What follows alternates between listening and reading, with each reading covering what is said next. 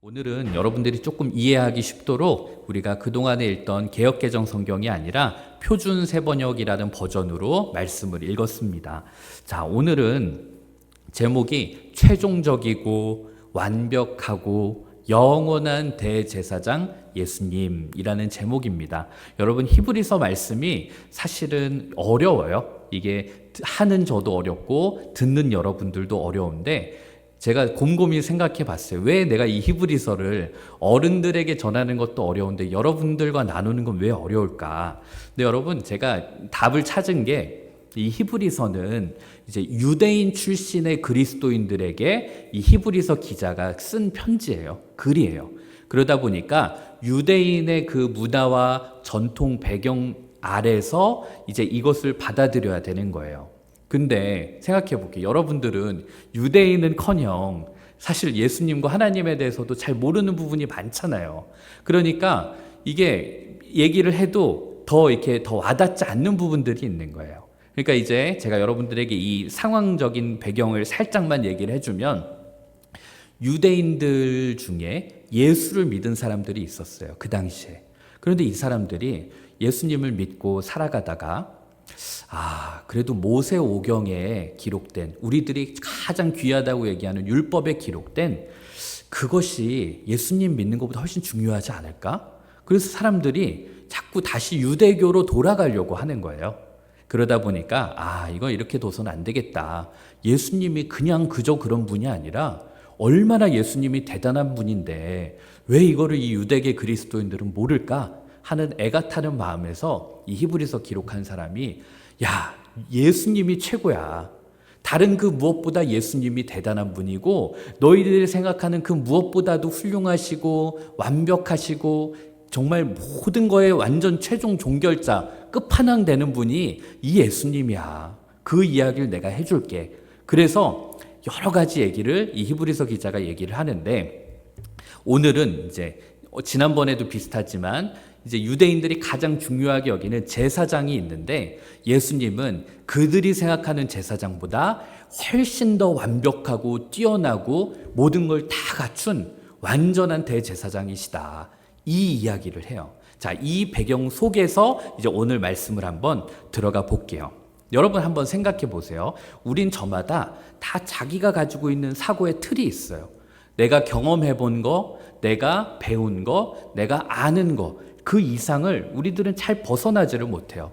그래서 제가 전도사를 처음 할 때 한 교회에서 이제 한 목사님이 저한테 일을 계속 이것저것 많이 시키는데, 이것도 해봐라, 저것도 해봐라, 어디 세미나도 참석해라, 뭐도 해라, 뭐 글도 써내라, 막 그래서 너무 힘들어가지고 한 번은 제가 그런 얘기를 했어요.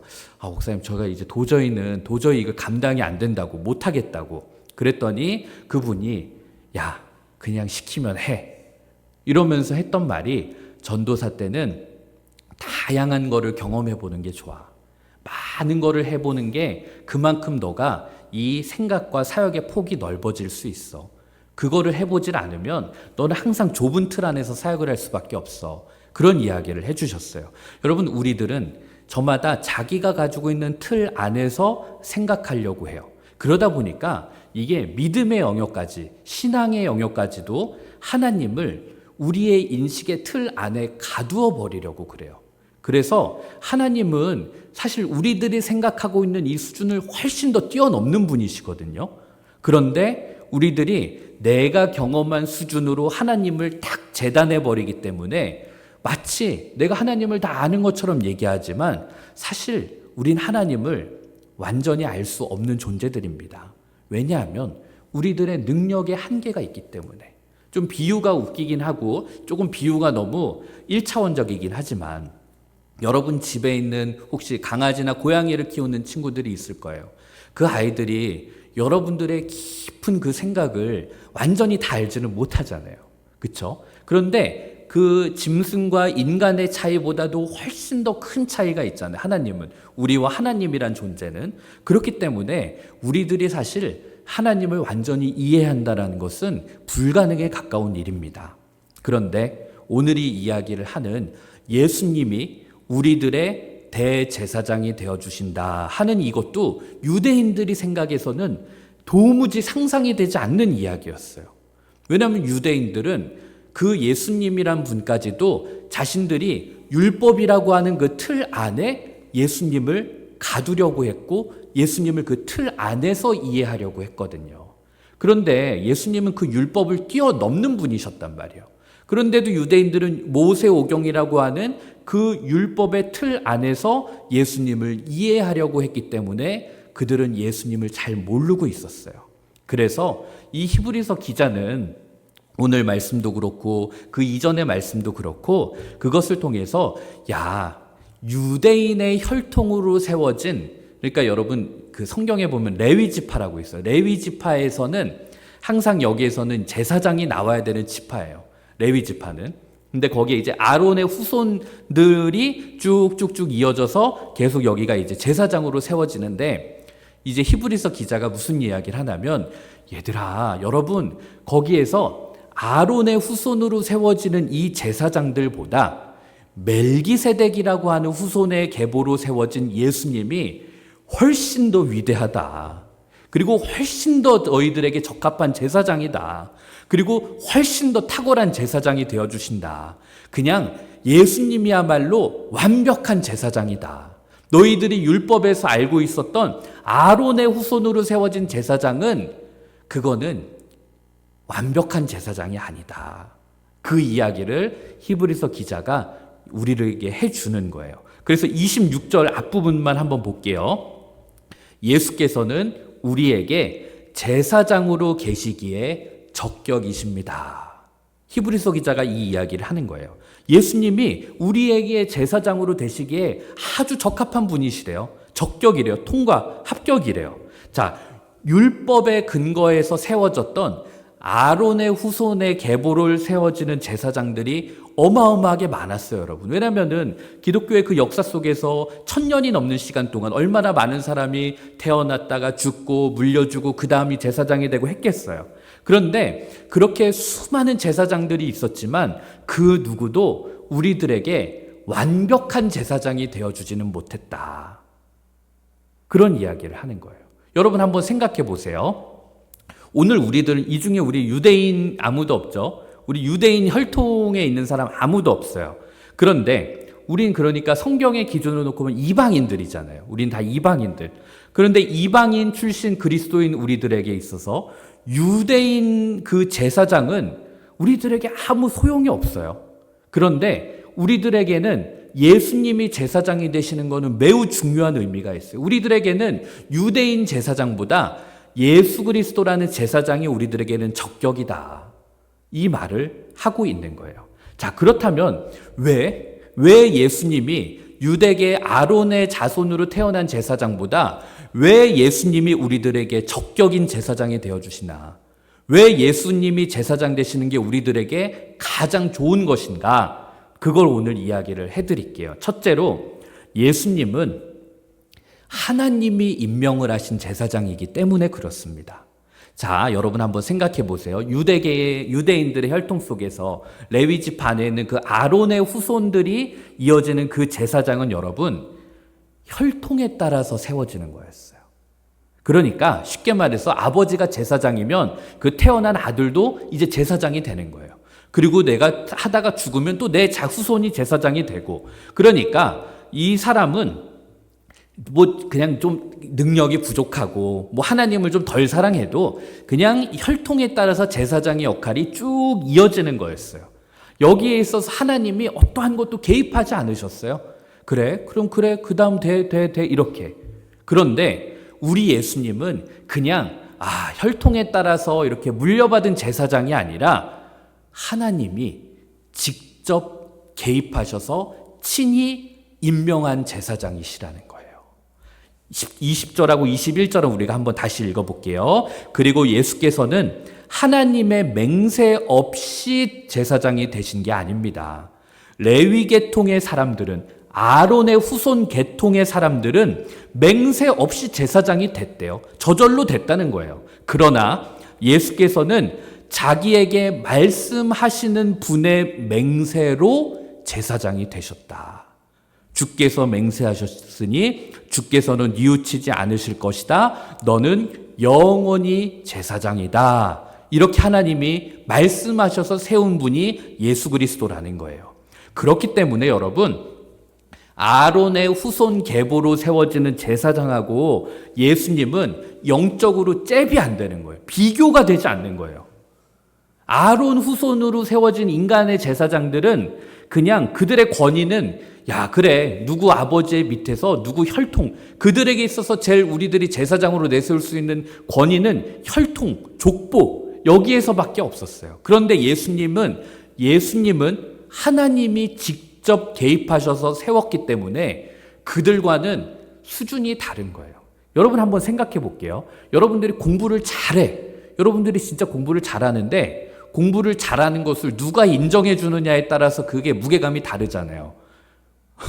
그냥 동네에서 야, 뭐 저기 예찬이가 야, 그래 공부는 너희들에게 너무 먼 이야기 같다. 게임으로 가자 예찬아. 동네에서 이 은평구 애들이 야, 예찬이 게임 되게 잘해. 이거는 별로 권위가 없어. 그치? 예찬아. 동네에서 뭐 우리 다 비슷한 우리 쩌리들이 인정하는 건 뭐 권위가 있니? 근데 진짜 유명한 프로게이머 무슨 그 회사에서 야, 예찬이라는 애는 게임을 진짜 잘해. 얘는 인정해. 이러면 너는 그냥 그 쩌리들이 인정이 아니라 아, 예찬이라는 친구는 진짜 게임을 잘하는 거구나. 진짜 인정을 받게 되는 거야. 똑같은 거예요, 여러분. 아론 후손 제사장은 그냥 사람들의 계보 속에서 이루어진 제사장이라면 예수님은 그런 수준이 아니라 하나님이 나는 이 예수를 제사장으로 세웠어. 이런 완벽한 권위를 얻게 되었다는 거야. 자, 두 번째로 예수님이 우리들에게 완전한 대제사장이 되어주실 수 있는 근거는 예수님은 그 제사장으로서의 사역의 기간이 훨씬 더 길다라는 거예요. 자, 이게 무슨 말인가 하면 23절을 한번 볼게요. 또한 레위 계통의 제사장들은 죽음 때문에 그 직무를 계속할 수 없어서 그 수가 많아졌습니다. 자, 이게 무슨 말인가 하면 여러분, 그러니까 레위 계통의 그 이제 아론의 후손 인간 제사장들은 사람이었잖아요, 사람. 그러니까 시간이 가면 나이가 들고 병이 들어서 늙어서 결국 죽을 수밖에 없었어요. 뭐 기껏해야 뭐 한 100년 했겠죠. 100살 산다고 치면 한 100년 하다가 또 죽으면 다음 후손한테 물려주고 또 한 5, 60년 하다가 또 물려주고 그렇게 계속 길어봤자 100년, 뭐 짧으면 뭐 10년, 20년 했겠죠. 그렇게 물려주면서 그냥 갔어요. 반면에 예수님은 여러분 누구에게도 물려받은 그런 제사장이 아닐 뿐더러 예수님은 이걸 누구에게 넘겨줄 필요도 없어요. 왜냐하면 예수님은 더 이상 죽지 않으시는 분이시기 때문에, 영원한 분이시기 때문에 예수님은 인간 제사장들이 기껏해야 100년 뭐 이렇게 했던 거와는 달리 예수님은 제사장직을 영원히 하고 계신다. 24절이 그걸 얘기하는 거예요. 그러나 예수님은 영원히 계시는 분이시므로 제사장직을 영구히 간직하십니다. 제사장직이 예수님은 영원하시다라는 거예요. 누구에게도 물려줄 필요가 없이 제사장직을 평생 하시는 분이기 때문에 아론 후손에 이어진 사람 제사장들보다 훨씬 더 대단한 분이시다. 그 이야기를 하는 거죠. 그리고 세 번째로 예수님은 어떤 면에서 또 인간 제사장들보다 위대하신가? 일단 실력과 자질 면에서도 압도적인 분이시라는 거예요. 자, 아론 후손 제사장들은 인간이잖아요. 우리랑 똑같은 모습이잖아요. 그러니까 그들도 죄인일 수밖에 없었어요. 우리처럼 연약한 죄인이에요. 다시는 내가 죄를 안 짓겠다 고백하지만 여전히 인간으로서의 죄성이 있기 때문에 죄를 지을 수밖에 없는 그런 연약한 사람들. 그래서 28절을 보면 이런 말씀이 있어요. 모세의 율법은 사람들을 약점이 있어도 대제사장으로 세우지만 율법이 생긴 다음에 하나님께서 맹세하신 말씀은 영원히 완전하게 되신 아들을 대제사장으로 세웁니다. 이렇게 얘기했어요. 여러분, 아론 후손으로 세워진 제사장들도 나름대로는 거룩하게 그렇게 구별되게 살도록 부름받은 사람들이었어요. 하지만 본질상 죄인인 거는 우리와 차이가 없었단 말이에요. 그래서 구약 성경을 보잖아요, 여러분. 그러면 이 제사장들이 늘 거룩했던 게 아니에요. 이 제사장 아들 레위들 중에서도 문제아들이 정말 많았어요. 가끔 목사님 자식들 중에서도 문제아들이 있잖아요, 얘들아. 이때도 그런 게 있었다는 거야. 그래서 막 제사장들의 그 민낯이 들어가는 안 좋은 일들이 막 성경에 나와요. 예를 들면 제사장인데도 불구하고 여러분, 술에 취해서 제사를 드리는 제사장의 모습도 있었고, 그리고 또 헌금에 손을 넣어가지고 그 헌금을 자기 멋대로 쓰는 그런 어리석은 제사장들도 있었어요. 그리고 심지어 성막에 있는 성막에 수종드는 여인들을 겁탈하고 추행하는 그런 제사장들도 있었어요. 게다가 정말 구약 시대 때 정말 유대인들, 이 이스라엘 백성들이 마지막으로 갈 때까지 간 순간을 보여줬던 모습은 성전 안에서 하나님을 섬긴다고 말을 하면서 그 안에 우상을 섬기는 그런 짓도 벌였던 사람들이 제사장들이었어요. 그렇기 때문에 이 제사장들은 구별된 사람들이었지만 여전히 죄인들이었어요. 그래서 여러분, 제사장들이 하나님 앞에 제사를 드리러 나아갈 때는 언제나 구별된 옷을 입었어야만 했어요. 여러분, 우리가 목사님들이 가끔 강단에서 가운을 입잖아요. 그거는 세 보이려고 입는 게 아니라 이 목회자도 부족한 종이지만 그 순간만큼은 그 거룩한 옷을 통해서 나의 그 죄인됨이 숨겨지고 그 위에서 하나님의 권위, 하나님의 능력이 드러나겠다 하는 어떤 표징이기도 해요. 그러니까 이 제사장들도 제사를 드리러 나아갈 때는 죄인이기 때문에 거룩한 옷을 입어 구별되게 해야 됐고요. 그리고 제사를 드리기 전에는 꼭 이들은 물로 자기 몸을, 손과 발을 씻는 예식을 했어야만 했어요. 자, 그런데 여러분, 우리 예수님은 그렇게 하실 필요가 없는 분이신 거예요. 예수님은 제사장 옷을 입으실 이유도 없고요. 예수님은 하나님 앞에 나갈 때 물로 손을 씻을 필요도 없어요. 왜냐하면 예수님은 기본적으로 죄 없는 하나님의 아들이셨기 때문에. 그래서 예수님은 어떤 존재인가? 오늘 우리가 있던 히브리서는 예수님을 이렇게 표현해요. 26절 중간부터 한번 보겠습니다. 예수님, 그는 거룩하시고 순박하시고 순결하시고 죄인들과 구별되시고 하늘보다 높이 되신 분이십니다. 얘기했어요.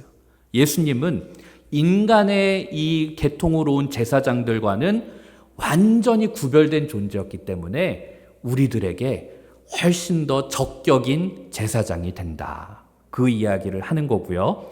또 하나는 예수님이 인간 제사장들보다 훨씬 더 위대한 점은 예수님은 이제 더 이상 반복해서 제사를 드릴 필요가 없다라는 거예요. 자, 아론 후손으로 태어난 인간 제사장들은 여러분 하다가 죄를 짓잖아요. 그럼 또 가서 제사를 드렸어야 돼요. 하나님 죄송합니다. 또 하다가 또 죄를 짓잖아요. 또 가서 제사를 드려야 돼요. 늘 이 제사의 반복이었어요. 1000번 죄를 졌으면 1000번 제사를 드렸어야 했다고요. 그런데 우리 예수님은 그럴 필요가 없으신 분이래요. 27절을 보면 그는 다른 대제사장들과는 다릅니다. 여기서 그가 누구겠어요? 예수님이에요. 예수님은 다른 제사장들과는 다르다.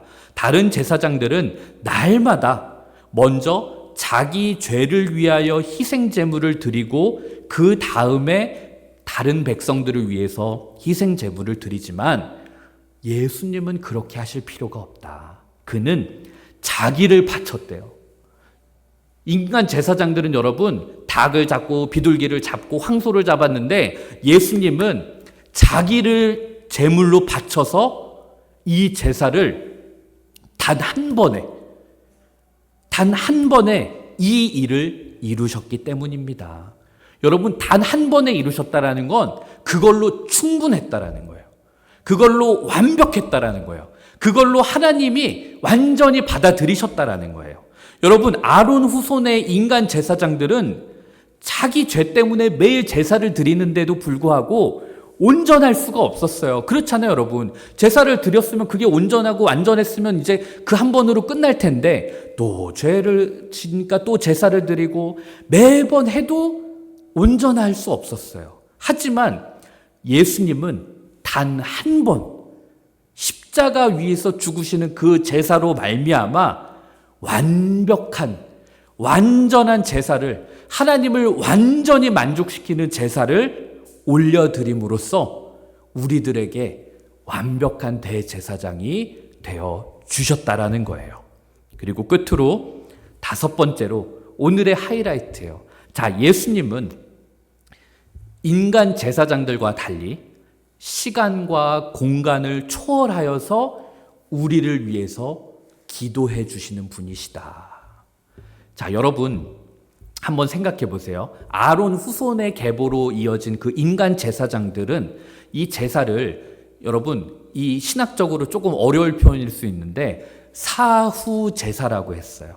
이게 무슨 얘기인가 하면, 여러분 그 죄를 짓고 나서 제사를 드려야 될 거 아니에요. 왜냐하면 그 죄를 속죄해야 되니까. 막 예를 들어서 채훈이가 죄도 안 졌는데 채훈이 분명히 다음 주에 무슨 죄 질 거야. 그러니까 내가 채훈이 그 죄를 위해서 미리 내가 제사를 드려야 되겠다. 이게 안 된다고요. 그렇잖아. 만약 그랬는데 죄를 안 지을 수 있으니까. 그래서 항상 인간 제사장이 드리는 제사는 늘 사후 죄를 짓고 난 다음에 그 제사를 드리는 것이었어요. 그런데 우리 예수님은 다르다는 거예요. 예수님은 이미 그 한 번의 십자가 위에서 제사를 통해서 우리가 지었던 과거의 죄, 그리고 우리가 앞으로 지을 죄까지, 심지어는 지금도 살아계셔서 저와 여러분을 위해서 끊임없이 하나님 앞에 중보의 기도를 올리고 계신 분이 예수님이라는 거예요. 그래서 25절 뒷부분을 보면 이렇게 말씀하죠. 그는 늘 살아계셔서, 예수님은 늘 살아계셔서 그들을 위하여, 그들이 우리를 얘기하는, 우리를 위하여 중재 간구를 하고 계십니다. 여러분 한번 상상을 해볼게요. 구약 율법 시대에 이제 아론 후손의 그 제사장들이 있어요. 자, 이 제사장들이 이제 제사를 드리는 일을 하는 사람이니까 누가 또 이제 오는 거예요. 뭐 예를 들면 제가 뭐 이제 제사를 이제 제사장님 제가 또 이런 잘못을 저질러서 왔어요. 이렇게 가면 그 제사장이 이제 알겠습니다. 이제 제가 짐승을 잡아서 각을 떠서 하나님 앞에 제사 드리겠습니다. 이렇게 해주는 거였어요. 근데 이스라엘 백성들이 얼마나 많았겠어요. 그러니까 이 제사장은 진짜 어쩌면 아침에 일어나서 누구 와가지고 시은이가 부탁하는 것도 해가지고 제사 드리고, 채연이가 부탁하는 거 해가지고 제사 드리고, 매일 이거 막 수십 개 수백 개 할 수도 있어요. 그러면 오늘 아침에 처음에 왔던 시은이의 죄사함의 제목이 뭐였지? 채연이가 오늘 나한테 뭐 얘기한 게 있는데 뭐였지? 과연 여러분 이 인간 제사장이 유대인 그 백성들과 얼마나 인격적인 관계를 맺고 있었을까요? 제가 상상할 때 아마 그렇게 인격적인 관계를 못 맺고 있었지 않았을까라는 생각을 해요. 왜냐하면 여러분 저도 다른 교회에 있을 때 청년부 공동체를 담당할 때 청년들이 한 300~400명 됐어요. 그래서 여러분 주일날 지금은 내가 오늘 누가 왔는지를 아는데 저기 예진이가 오늘 왔나 안 왔나? 막 사람이 많으니까, 그리고 예진이를 진짜 신방을 뭐 1년에 한 번 하나 못 하나 그러니까 이 사람이 너무 많으니까 내가 한 사람 한 사람을 다 돌보고 기도하고 인격적인 관계를 잘 못 맺게 되는 거예요. 그냥 가끔 오면 인사해주고 기도를 요청하면 거기서 기도해주는 거, 그게 전부였어요. 인간 제사장들도 그랬을 거라고요. 그런데 예수님은 그들과 다르다. 예수님은 우리의 모든 걸 알고 계시고 우리와 인격적인 관계를 맺으시고 심지어 우리를 위해서 중재의 중보 기도를 지금도 해주고 계신다. 그런 면에서 인간 제사장이 가지는 어떤 비인격적인 관계와는 비교도 되지 않도록 우리 예수님은 우리들의 상황과 형편을 아시고 우리들이 죄를 짓지 않도록 우리를 위해서 기도해 주실 뿐만 아니라 때로는 우리가 죄를 짓고 쓰러져 넘어졌을 때는 다시 우리를 다독여서 일으켜 세워주시고 또 우리들이 지은 그 죄에 대해서는 용서해 주시던 분이 바로 우리의 예수님이시라는 거예요. 여러분 만약 제가 말씀을 준비하면서 상상을 해봤어요. 제가 여러분들의 죄를 사해주는 그런 제사를 드릴 수 있는 사람이라면 아마 그렇게 되지 않을까요? 여러분들이 이제 죄를 지을 때마다 저를 찾아올 거 아니에요. 그러면 제가 속으로 언젠간 욕할 것 같아요. 야, 현우 지난번에도 왔는데 또 왔어? 현우 지난번에도 이 죄 갖고 나한테 제사 드려달라고 그랬는데 쟤는 도대체 저 죄를 몇 번이나 짓는 거야? 여러분, 전 인간이니까 아마 그런 생각이 들 수도 있을 것 같아요. 그런데 예수님은 여러분들이 넘어졌다가 쓰러져서 와서 기도하고 또 여러분들이 넘어졌다가 쓰러져서 기도하고 와도 으이구 이 인간아, 야 너는 맨날 그 죄에 넘어지냐? 이렇게 하지 않으시는 분이라는 거예요. 우리의 죄가 주홍같이 붉을지라도 모든 것을 잊어버리시고 있는 그대로 우리를 받아주시는 분. 그래서 예수님은 우리들에게 제사장이 되시기에 적격이시다. 그래서 여러분 오늘 말씀 결론이 22절에 있어요. 이렇게 해서 예수께서는 더 좋은 언약을 보증하시는 분이 되셨다. 자, 여기서 핵심 단어는 더 좋은 언약 이거예요. 더 좋은 언약. 여러분 만약에 우리가 구약에 나오는 모든 율법들을 다 지켜야 된다고 한번 생각해 보세요. 얼마나 힘들고 어렵겠어요. 기본적으로 여러분 삼겹살 못 먹습니다. 구약의 율법의 기준에서는 돼지고기 먹으면 안 되고요. 여러분 순대도 못 먹어요. 그 동물의 피 이런 거 하면 안 되니까. 여러분 그 율법 하나하나 다 지키려고 그러면 우리 너무 힘들고 그냥 불가능한 일이에요. 그런데 이제 우리들은 그 율법들을 다 지키지 않아도 예수 그리스도를 믿는 그 믿음 하나로 우리는 구원을 얻게 되었어요. 수많은 짐승들을 잡아 죽이는 그 제사를 드려도 우리의 죄의 문제를 완전히 해결할 수는 없었어요. 그런데 그 짐승들과는 비교도 되지 않는 하나님의 아들이신 예수 그리스도께서 우리를 위해서 십자가에서 죽으셨다 하는 그 사실을 우리가 인정하고 받아들이기만 하면 우리는 구원을 얻게 되어 있다라는 거예요. 얼마나 좋은 언약이 우리들에게 주어진 거라는 거예요. 그러므로 히브리서 기자가 얘기하는 거예요. 여러분, 우리에게는 더 이상 예수님 외에는 다른 그 어떤 것도 필요 없습니다. 여기에서 더 뭐를 보충할 필요가 없습니다. 예수님이 전부이시고 예수님만이 완벽하신 분입니다. 여러분, 이 유대인들의 이 역사를 보면 약 한 1400년 정도가 흘렀다라고 얘기를 해요. 그 1400년 동안에 모세 율법에 근거한 제사장 제도가 늘 유지되어 왔어요. 얼마나 많은 제사장들이 있었겠어요. 그런데 그것으로 인류를 구원할 수는 없었어요. 그거에는 한계가 있었다고요. 그래서 그것은 장차 오실 예수님의 그 십자가 사역을 미리 보여주는 모형에 불과한 것이었다라는 거예요. 만약 모세 율법에 근거한 그 아론 후손의 그 인간 제사장 제도가 계속 유지가 되고 있다면 여러분, 저와 여러분 같은 이방인 그리스도인들은 우리에게 구원이 없어요. 우리는 아무리 노력해도 구원을 얻을 수가 없는데 예수 그리스도 때문에 우리는 그 구원에 동참할 수 있게 되었다라는 거예요. 그러니 여러분, 이것보다 더 좋은 제사장이 어디 있겠냐는 말입니다. 그러므로 여러분, 예수 믿는 게 뭘 그렇게 의미가 있고 그거 좀 안 믿고 살면 어떤가. 근데 여러분, 그런 차원의 문제가 아니에요.